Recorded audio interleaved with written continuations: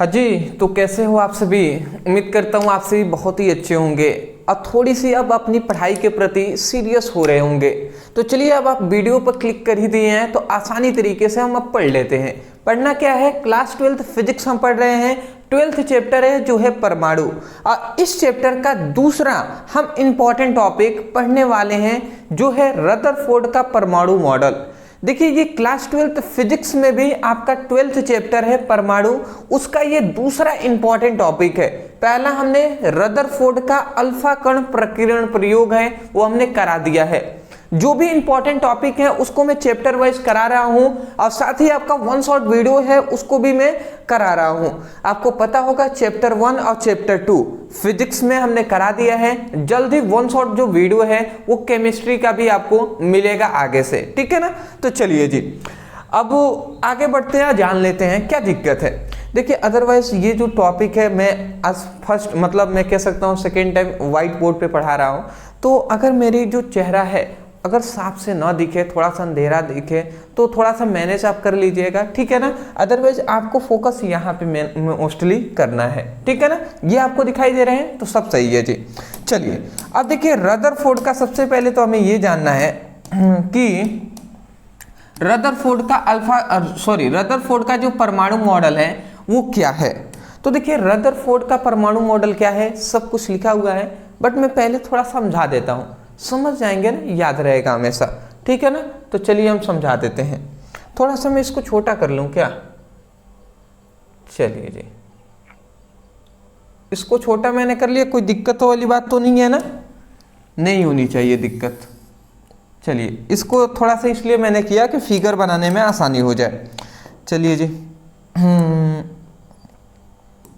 चलिए, ये एक सबसे पहले तो हम एक परमाणु बनाते हैं यहाँ पे फिगर, ठीक है ना। एक हम यहाँ पे परमाणु का फिगर बनाते हैं, यहाँ पे बना दूं, थोड़ा सा बड़ा बन जाएगा, ठीक है जी।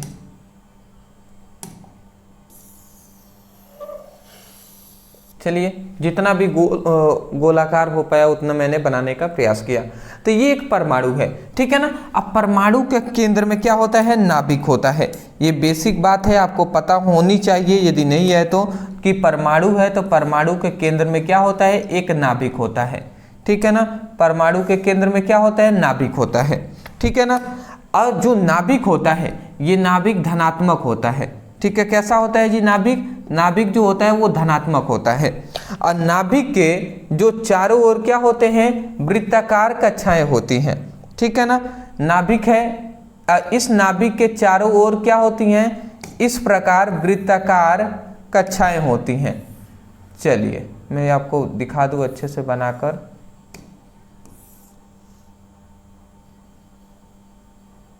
ठीक है, नाभिक के चारों ओर इस प्रकार क्या होती हैं, वृत्ताकार कक्षाएं होती हैं। चलिए, इतना काफी है, ठीक है ना।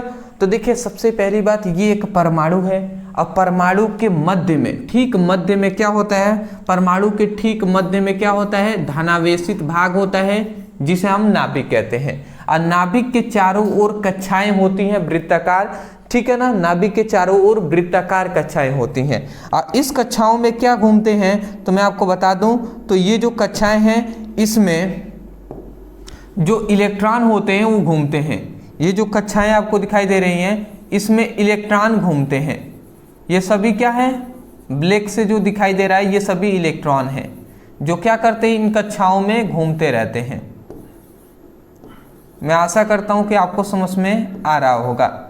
अभी आपको जब हम लिखवाएंगे ना, ठीक है, सब कुछ लिखा हुआ है, आपको समझ में भी आ जाएगा। देखिए, सबसे पहले रदरफोर्ड ने परमाणु मॉडल में हमें ये बताया कि जो परमाणु होता है वो एक गोलाकार होता है।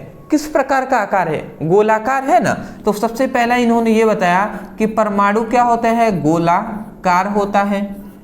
दूसरा हमें ये बताया कि परमाणु अति सूक्ष्म होता है।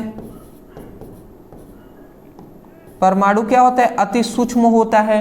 और एक इसी में बताया कि जो परमाणु होता है ना वो विद्युत उदासीन होता है, ठीक है ना, विद्युत उदासीन होता है, मतलब विद्युत उदासीन कण होता है।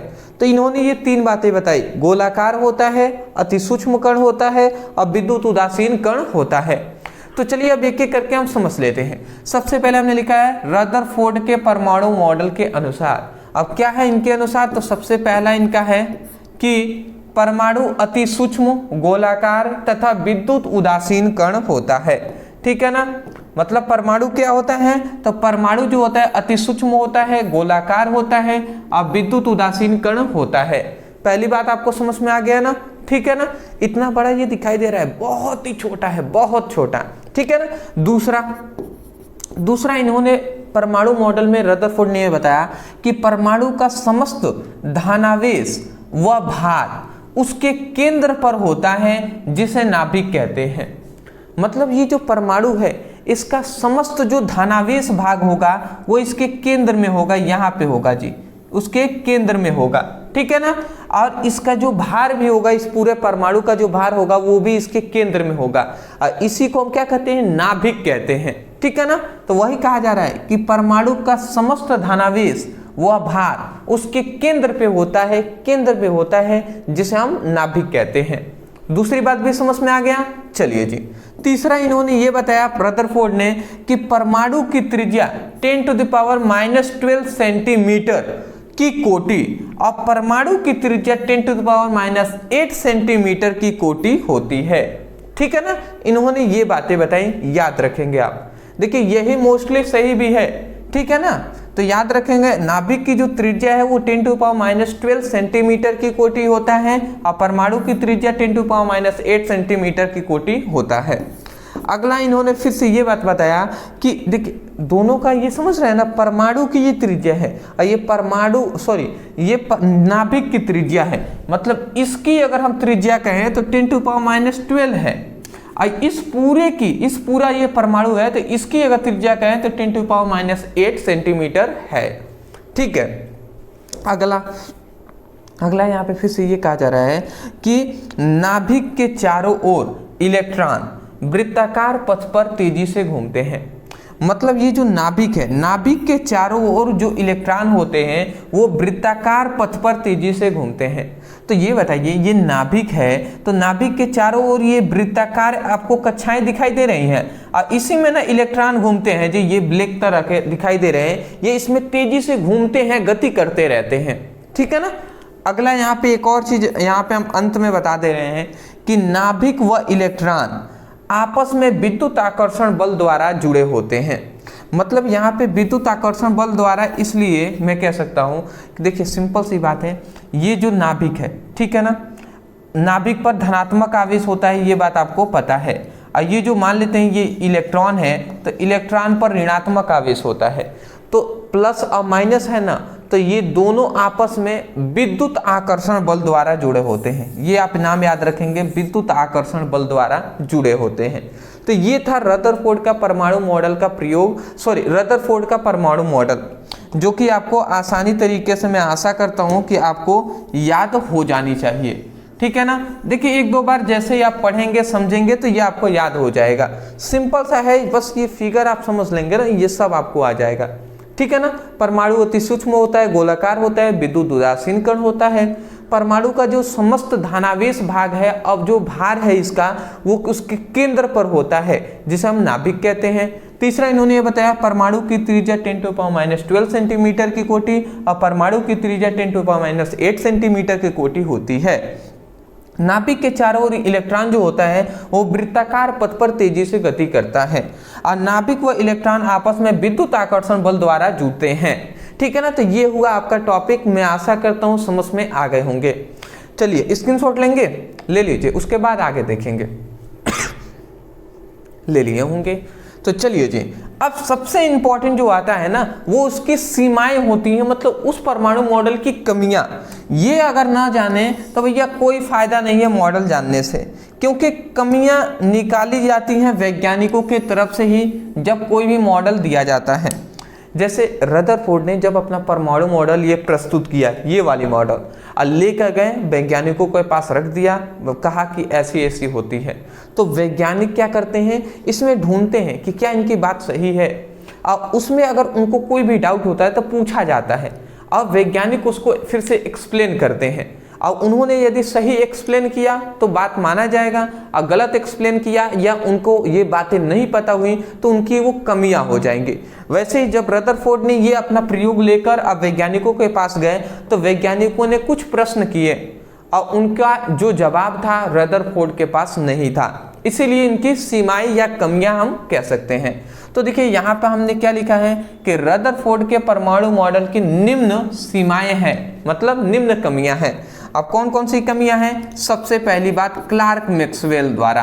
देखिए क्लार्क मैक्सवेल के विद्युत चुंबकीय सिद्धांत के अनुसार जब कोई इलेक्ट्रॉन नाभिक के चारों ओर वृत्ताकार गति करता है तो इलेक्ट्रॉनों की ऊर्जा हानि होती है, अतः इलेक्ट्रॉन को नाभिक में गिर जाना चाहिए, परंतु ऐसा नहीं होता है। क्यों? इसका जवाब रदरफोर्ड के पास नहीं था। मतलब ये बात बताया गया कि इतनी बेसिक बात है, ये हमारा परमाणु है और ये हमारा नाभिक है, ठीक है ना। और इतनी बेसिक बात हम पहले से जानते हैं अदरवाइज, ठीक है ना। ये कहने वाली बात तो है नहीं कि नाभिक के चारों ओर ये वृत्ताकार इस तरीके से कक्षाएं होती हैं, जिसमें क्या होता है, जिसमें जो इलेक्ट्रॉन होते हैं वो गति करते हैं, ठीक है ना। जिसमें जो इलेक्ट्रॉन होते हैं इस प्रकार ये गति करते रहते हैं, ठीक है जी। ये जो इलेक्ट्रॉन है ये गति करते रहते हैं। अब जो वैज्ञानिक है, जब रदरफोर्ड ने ये प्रयोग दिया तो वैज्ञानिकों ने सबसे पहला यही पूछा कि ये बताइए कि जो हम ये बात आप कह रहे हैं कि जो नाभिक है वो धनात्मक मतलब धनावेशित भाग होता है, ये धनात्मक है, और ये जो इलेक्ट्रॉन होता है आप जानते हैं ऋणात्मक है, ठीक है ना। ये बात आप जानते हैं। तो ये ऋणात्मक है, ये धनात्मक है। हम ये बात पहले से जानते हैं कि ये जो इलेक्ट्रॉन है इस वृत्ताकार पथ पर तेजी से गति कर रहा है। तो धीरे धीरे जब कोई भी व्यक्ति गति करता है, कोई भी चीज गति करेगा तो उसकी ऊर्जा में हानि होगी, उसकी ऊर्जा समाप्त होगी।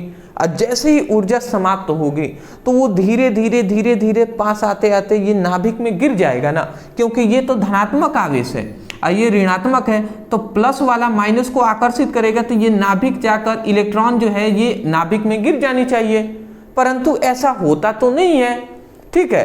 तो ऐसा क्यों नहीं होता है यही नहीं बता पाए, समझ रहे हैं। तो यही बात पूछा गया। जैसे आपको ये ग्राउंड में चक्कर लगाने को कह दिया गया तो आप गति कर रहे हैं, आप दौड़ रहे हैं, आपकी ऊर्जा तो समाप्त होगी ना, और एक समय आएगा कि अंततः आप गिर जाएंगे, ठीक है। पूरी तरीके से ऊर्जा समाप्त हो जाएगी, आप गिर जाएंगे, ठीक है ना।